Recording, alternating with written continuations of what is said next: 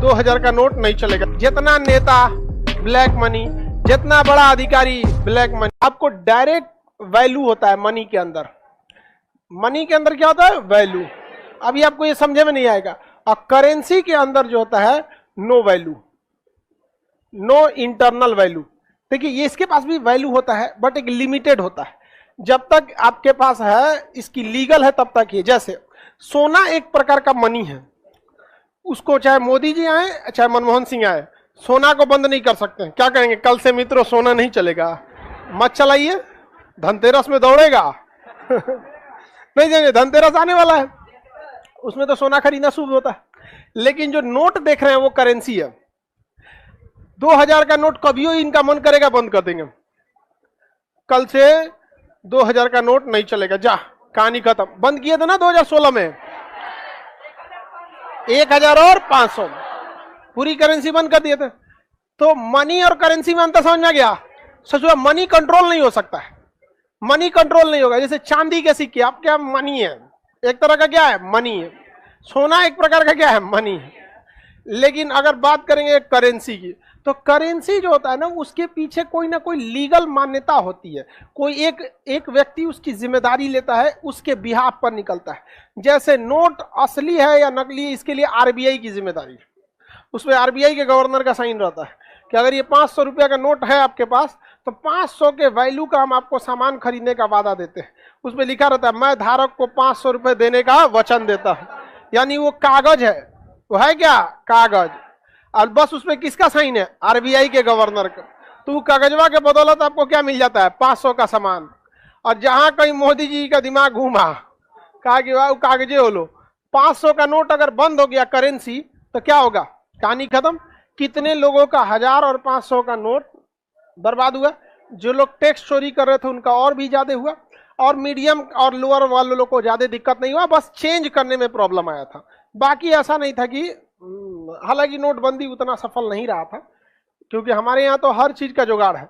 अगर किसी के पास 1 लाख ब्लैक मनी है, मैनेजर को बोलो कि 10,000 तुम ले लेना, हो गया।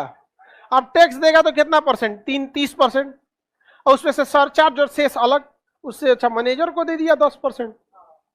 बचा ले गया कि नहीं बचा ले गया? तो समझिए ध्यान से, करेंसी कंट्रोल्ड होती है और मनी कंट्रोल नहीं होती है। लेकिन मनी की समस्या है कि मनी हर जगह, मनी सीमित होती है। जैसे सोना सीमित है, हीरा सीमित है, चांदी सीमित है। कहां कहां लेके घूमिएगा मनी को? तो आपको मजबूरी में मनी के बदले क्या लेना पड़ता है? करेंसी। मनी के बदले करेंसी। रुपया जो है वो मनी है कि करेंसी है? करेंसी है। अब ये मन बदलेगा, बदल देंगे लोग। हालांकि ऐसा नहीं है, पागलपन नहीं होता है, कुछ सोच समझ के बदलते हैं लोग। तो करेंसी भी 2 टाइप की होती है। करेंसी में सबसे बड़ा का खराबी यही होता है कि ये 100% क्या होती है? कंट्रोल्ड होती है। क्या होती है? कंट्रोल्ड होती है।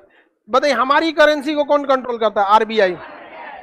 बदलने वगैरह का निर्णय तो लेते हैं प्रधानमंत्री, लेकिन कंट्रोल कौन करता है? आरबीआई।